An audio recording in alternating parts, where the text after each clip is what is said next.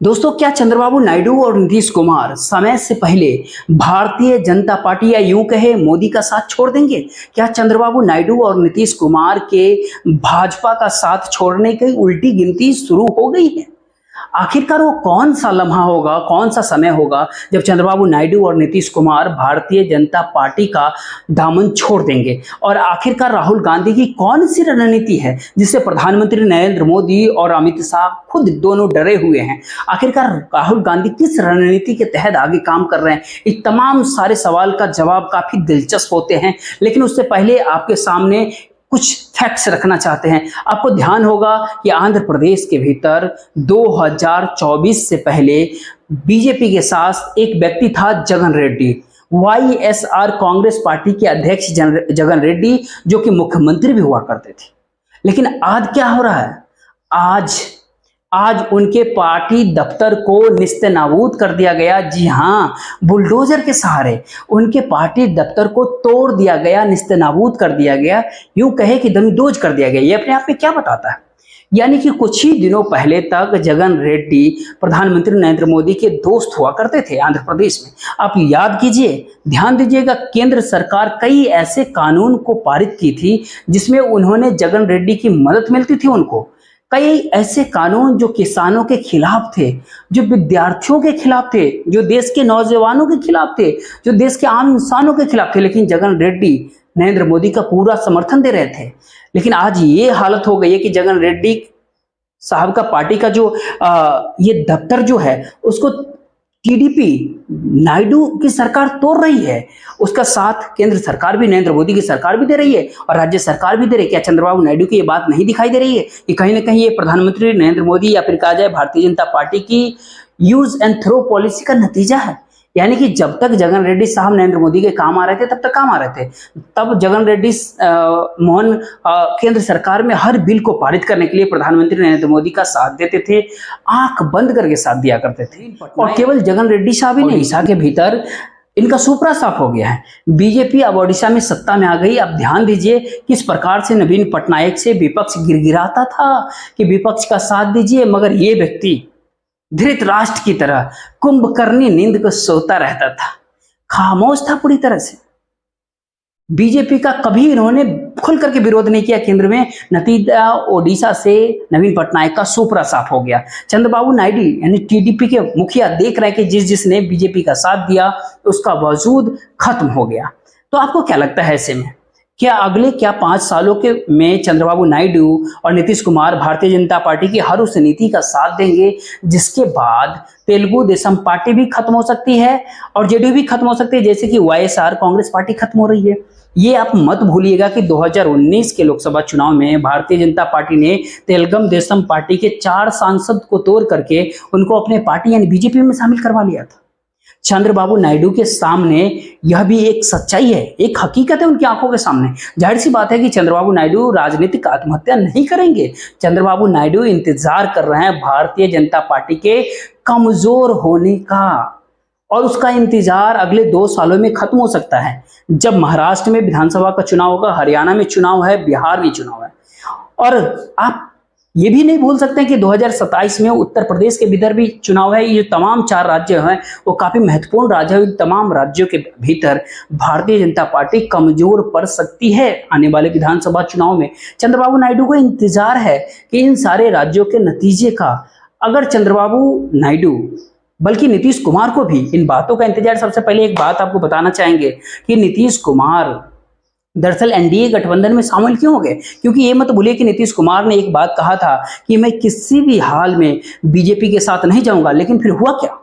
हुआ ये कि नीतीश कुमार की आसपास 2 लोग, और इन 2 लोग ने नीतीश कुमार को समझाया, बुझाया, मनाया कि देश में एक राम लहर चल रही है और इस राम लहर के सामने भारतीय जनता पार्टी को खुद 330 से 350 सीट तक मिल जाएगी। नतीजे आ गए सामने। उत्तर प्रदेश के भीतर समाजवादी पार्टी गठबंधन को 43 लोकसभा की सीट मिली है, 43 लोकसभा की सीट मिली है। यानी कि राम लहर उत्तर प्रदेश में मोदी को काम नहीं आए।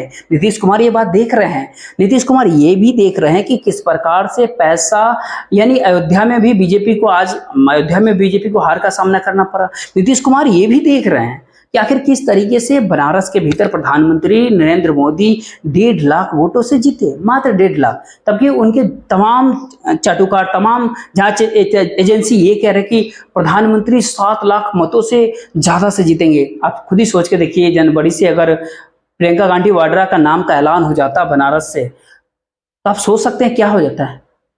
यहां तक कहीं कहीं प्रधानमंत्री नरेंद्र मोदी वहां से हार कहीं नहीं जाते। और आप ये भी ना भूलिए कि बीजेपी के जो 240 लोकसभा की सीटें मिली हैं 2024 के लोकसभा चुनाव के मध्य, इनमें से कई सारे सीटें ऐसे हैं जिनके नतीजे पे सवाल उठ रहे हैं। मसलन मुंबई उत्तर पश्चिम, जहां बीजेपी गठबंधन महज 48 वोटों से जीती है। फर्रुखाबाद जीत का अंतर बेहद कम, मेरठ जीत का अंतर बहुत कम। और ये लगातार शिकायत की जा रही है, विपक्ष लगातार कह रहा है कि प्रशासन ने जो एक तरफा रवैया वो अपनाया है उसी के चलते ऐसा हुआ है। अब तो ऐसे में हरियाणा से काफी दिलचस्प खबर आती है। वहां पर कुछ सीटों में दोबारा हालात पे गौर अगर किया जाए कि क्या दोबारा काउंटिंग वहां की जाएगी, दोबारा जो है काउंटिंग होगी, गिनती होगी, क्या इसके जरिए भारतीय जनता पार्टी की बुरी खबर एक आ सकती है हरियाणा प्रदेश से। ये ध्यान दीजिएगा उस समय क्या हुआ था। नीतीश कुमार तो ये भी जान रहे हैं कि बीजेपी के हाथ में ताकत है, जांच एजेंसियां हैं, और आने वाले समय में जैसे जैसे बिहार चुनाव के करीब आएंगे, बीजेपी जनता दल यूनाइटेड को खत्म करके बिहार से उसके ऊपर पूरा कब्जा करना बिहार में चाहेगी। नीतीश कुमार इस बात को जानते हैं कि किस प्रकार से बीजेपी ने महाराष्ट्र के भीतर शिवसेना को दो फाड़ कर दिया था, एनसीपी को दो फाड़ कर दिया था, और वहां पर उद्धव ठाकरे को हटा करके एकनाथ शिंदे को मुख्यमंत्री बना दिया था। वहीं इसके बावजूद भी महाराष्ट्र के भीतर उद्धव ठाकरे ने लड़ाई लड़ी और गठबंधन को, भाजपा गठबंधन से ज्यादा सीटें मिली है। जबकि आपको ये बात पता है कि चुनाव चिन्हों को लेकर के कितना कंफ्यूजन था महाराष्ट्र के भीतर। एनसीपी के 2 चुनाव चिन्ह, शिवसेना के 2 चुनाव चिन्ह, इस सब के बावजूद अघाड़ी को महाराष्ट्र में जीत मिली। अब ये भी कहा जा रहा है कि 1 साल में महाराष्ट्र में विधानसभा का चुनाव है और वहां पर भी उद्धव ठाकरे वापसी करने वाले हैं बतौर मुख्यमंत्री के तौर पर महाराष्ट्र के भीतर। ये आप मत भूलिए कि किस प्रकार से उद्धव ठाकरे सीधी चुनौती दी प्रधानमंत्री नरेंद्र मोदी को कि आइए कैंपेनिंग कीजिए, आइए आप, ये मुकाबला आपके और मेरे बीच होनी चाहिए। ये उद्धव ठाकरे का आत्मविश्वास कह रहा था महाराष्ट्र के भीतर। इसके ऊपर भी नीतीश कुमार की निगाह है। उद्धव ठाकरे ने उस दौरान में क्या किया था कि नरेंद्र मोदी जी, हम तुम्हें आमंत्रण देते हैं विधानसभा चुनाव में, जैसे चुनाव प्रचार होगा उसमें आकर के आमने सामने कर लेना। नरेंद्र मोदी जी को खुला चुनौती था। यानी कि ये कहे कि बिहार का विधानसभा चुनाव जैसे जैसे करीब आएगा, आपको कहीं ना कहीं नीतीश कुमार के ऊपर निगाह डालनी पड़ेगी। क्या नीतीश कुमार पलटी मार सकते हैं?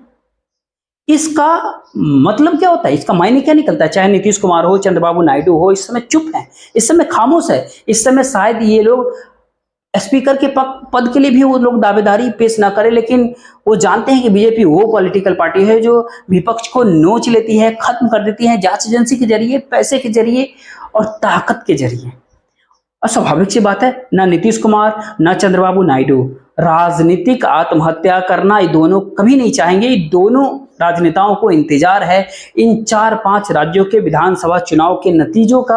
और इन 4-5 राज्यों में बीजेपी कमजोर पड़ती है, विधानसभा के चुनाव में हार जाती है, तो आप यकीन मानिए कि प्रधानमंत्री नरेंद्र मोदी के लिए 5 साल का कार्यकाल पूरा करना काफी मुश्किल हो जाएगा। और बात वहां तक ही सीमित नहीं है, पार्टी के भीतर भी गुजरात लॉबी को लेकर के बेतहासा बीजेपी पार्टी के अंदर नाराजगी है। बीजेपी के कई नेता गुजरात लॉबी से नाराजगी है। ये जंग कहीं और नहीं बल्कि उत्तर प्रदेश में ये जंग दिखाई पड़ती है। उत्तर प्रदेश में जब गठबंधन को 43 सीट मिला और उस समय गुजरात लॉबी इसका ठिकरा मुख्यमंत्री योगी आदित्यनाथ पे फोड़ना चाहता था, तो यूपी बीजेपी के भीतर इस बात की खासा नाराजगी हुई, ये सवाल तक उठने लगे कि क्या प्रधानमंत्री को चेहरे के तौर पर उत्तर प्रदेश में पेश किया जा सकता है। ये सवाल उठने लगे। अब पार्टी के नेता धीरे धीरे मुखर हो रहे हैं। हम आपको एक बात बताना चाहते हैं, शिवराज सिंह चौहान के बेटे क्या कहते थे। उनका कहना था कि उनके पिता की इज्जत दिल्ली से लेकर के मध्य प्रदेश तक है। कहीं ना कहीं एक बेटे के दिल की कसक है शिवराज सिंह चौहान, जिनको मुख्यमंत्री नहीं बनाया गया, जबकि आप और हम सबको पता है कि मध्य प्रदेश के चुनावों में उन्होंने कितनी मेहनत की थी। शिवराज सिंह चौहान भी मुख्यमंत्री योगी आदित्यनाथ और नितिन गडकरी की तरह समय का इंतजार कर रहे हैं। देखिए शिवराज सिंह चौहान के बेटे ने क्या कुछ कहा था। शिवराज सिंह चौहान के बेटा, बकौल शिवराज सिंह चौहान के बेटा, कि तो यानी कि ये कहे कि समय का इंतजार न केवल चंद्रबाबू नायडू और नीतीश कुमार बल्कि पार्टी के भीतर कई नेता कर रहे हैं।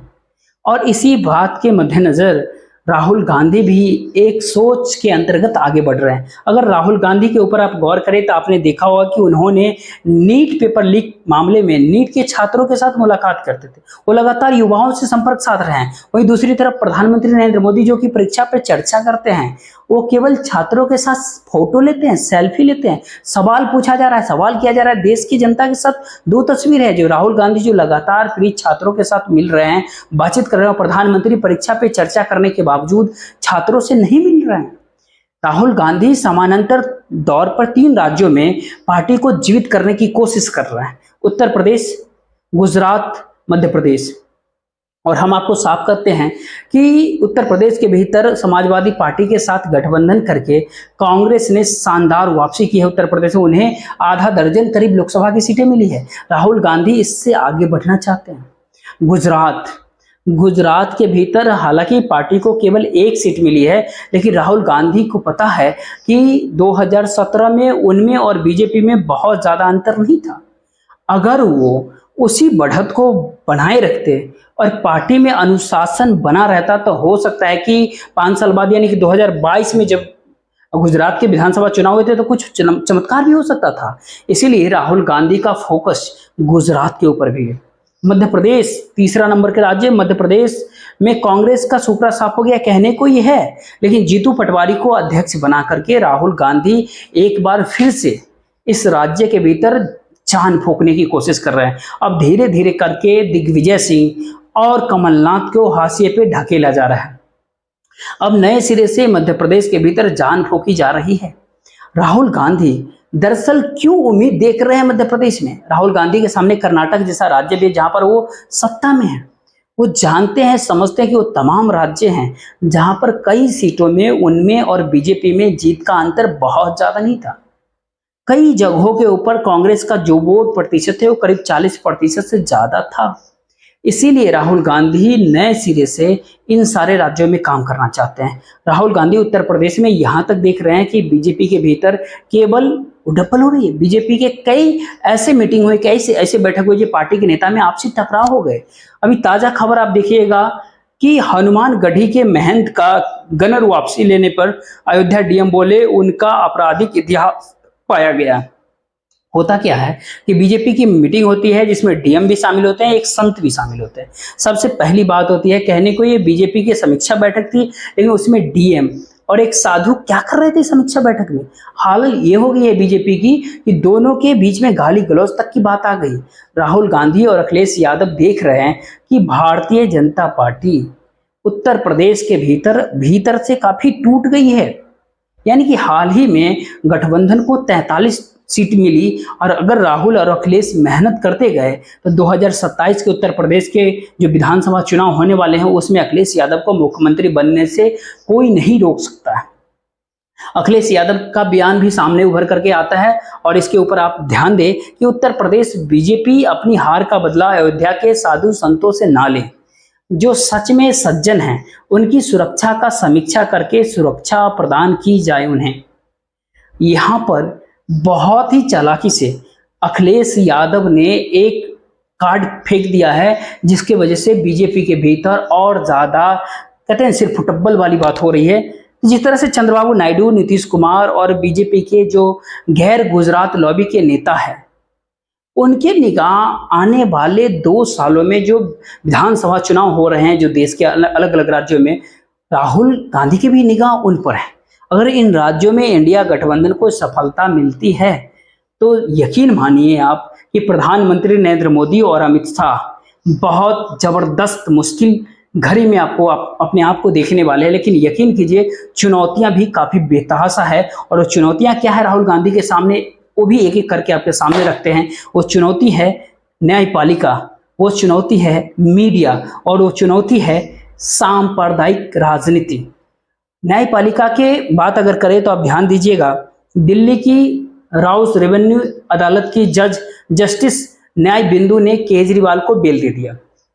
न केवल बेल दिया था, बल्कि ईडी के केस पर भी उन्होंने करारा हमला की बोला, उसको पक्षपाती कहा।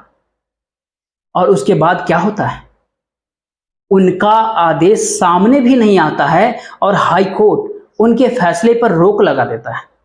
आपसे एक सवाल करना चाहते हैं कि आखिर हाई कोर्ट ने किस वजह से उनके आदेश पर शुरू में रोक लगा दी कि मैं जब तक मैं अपना फैसला इस पर नहीं सुना सकते केजरीवाल रिहा नहीं किए जाएंगे, क्योंकि औपचारिक तौर पर तो आदेश भी सामने नहीं आया था ना। न्यायपालिका अपने आप में बहुत बड़ी चुनौती बनी हुई है।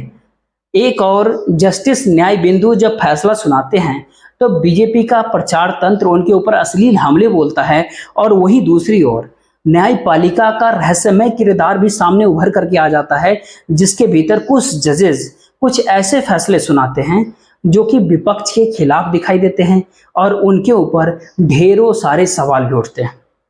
वही दूसरी सबसे बड़ी चुनौती प्रचार तंत्र और गोदी मीडिया, जिसको बहुत बड़ी चुनौती इस दौर में इसलिए भी नहीं आप मान सकते क्योंकि हर गुजरते दिन के साथ गोदी मीडिया की विश्वसनीयता अब देश में खत्म हो रही है। गोदी मीडिया बर्बाद हो रहा है, इसके वजह से ये कोई बहुत बड़ी चुनौती नहीं है विपक्ष के लिए। हालांकि इसमें कोई दो राय नहीं है कि ये जो गोदी मीडिया है वो करोड़ों खरबों तक पहुंचता है, और ये गोदी मीडिया के जरिए राहुल गांधी हो, अखिलेश यादव हो, बिहार में तेजस्वी यादव हो, उनके खिलाफ झूठा और गंदा प्रोपेगेंडा चलाया जाता है।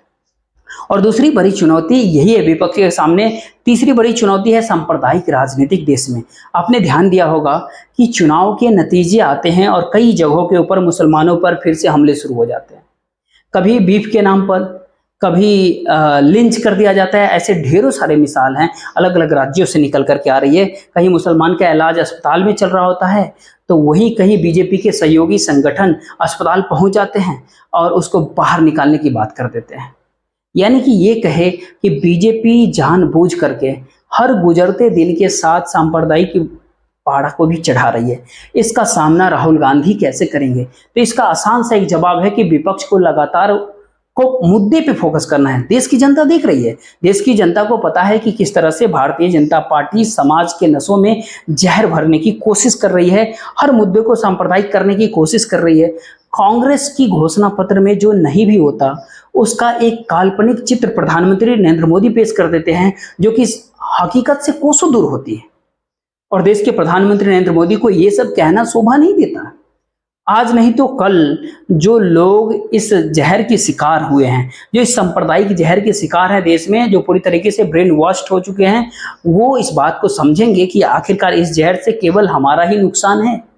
क्योंकि 2014 से पहले ये समाज जल रहा था, इसकी अपनी चुनौतियां थी, लेकिन अब जानबूझ करके हिंदुओं और मुसलमानों के भीतर दुश्मनी पैदा कर दी जाती है। हिंदुओं को बार बार ये समझाने की कोशिश की जाती है कि हिंदू खतरे में है, जबकि पिछले 10 सालों से हिंदू हृदय सम्राट देश के प्रधानमंत्री नरेंद्र मोदी। तो जैसा जैसे समय बीतते जाएगा, अगर विपक्ष मुद्दे के ऊपर फोकस किया, अगर विपक्ष मुद्दे से नहीं भटका, अगर विपक्ष मुद्दे पे बात करते रहा, अगर विपक्ष अनुशासन के साथ देश में काम करता रहा, चाहे बेशक उसके साथ जांच एजेंसी ना हो, मीडिया ना हो, ऐसा मेरा मानना है कि विपक्ष अगर इस तरह से काम करते रहा तो इसके नतीजे, इसके परिणाम, इसके फल जरूर मिलेंगे। मुद्दे के ऊपर फोकस कीजिए, लाइन और लेंथ पे बॉल डालते रहिए, विकेट जरूर मिलेंगी। बाकी इस वीडियो को शेयर कीजिए, इस वीडियो के बारे में आप क्या सोचते हैं अपनी राय दीजिए, और ज़्यादा से ज़्यादा शेयर कीजिए, वीडियो चैनल को सब्सक्राइब कीजिए, वीडियो को लाइक कीजिए। जय हिंद।